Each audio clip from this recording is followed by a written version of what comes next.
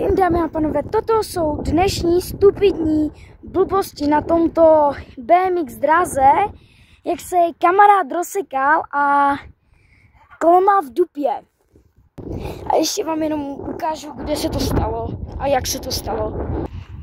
Tady vlastně krásně dropoval, tady u tohohle postiženého skokánku se tady přímo, tady to jde vidět.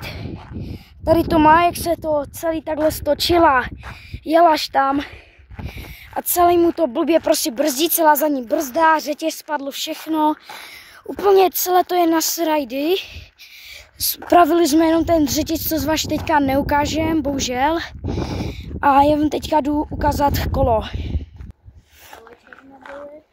Hey guys, já jsem prostě, jak jsem se pěkně rozsekal, tak jsem měl takhle nataženou prdel. A takhle si prostě můžete ještě rozsekat kuličky, když jste na BMX draze. Jo, takže to kolo prostě vůbec nekoluje.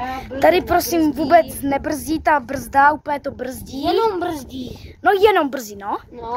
Tady má takový menší suvenýr řetězu, měl to i do krve, to už jsme očistili, tady spadl řetěz, že? A tady jsou krásné ručičky ze spravování, což se vyplatí. Nice.